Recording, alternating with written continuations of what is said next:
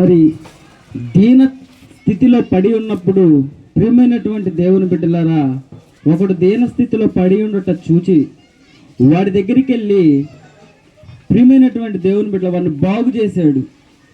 అప్పటికీ వాడు 38 సంవత్సరాల నుంచి అనేక శ్రమలు అనుభవిస్తూ మరి కృంగిపోయి, నా జీవితాన్ని ఎవడూ బాగు చేయలేడు, ఇంకా నా జీవితం ఇంతే, నేను ఇంకా చచ్చిపోయిందాకా ఈ కోనేటి దగ్గరే పడి ఉండాలి అని వాడు అనుకుంటున్నప్పుడు యేసు ప్రభు వాడిని ప్రేమించి వాడి దగ్గరికి వెళ్ళాడు.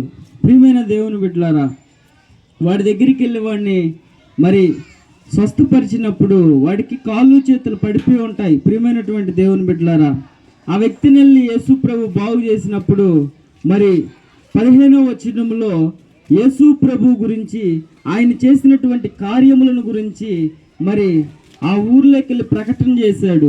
నన్ను బాగు చేసింది ఫలాని యేసు ప్రభువు అని. ప్రియమైనటువంటి దేవుని బిడ్డలారా, ఈరోజు ఇక్కడ ఉన్నటువంటి మమ్మల్ని అందరినీ కూడా ఆ యేసు ప్రభువే బాగు చేశాడు.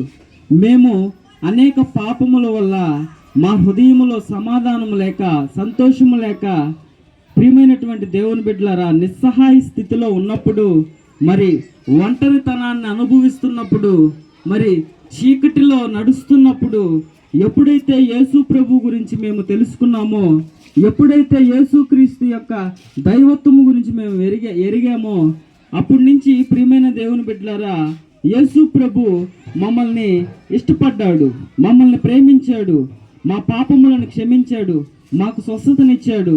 అంతేకాదు, మాకు అనేక సంవత్సరాల ప్రియమైనటువంటి దేవుని బిడ్డల క్రితం సమాధానం లేనటువంటి జీవితంలో మేము ఉన్నాం. మనసులో సమాధానం లేక, హృదయంలో నెమ్మది లేక, మరి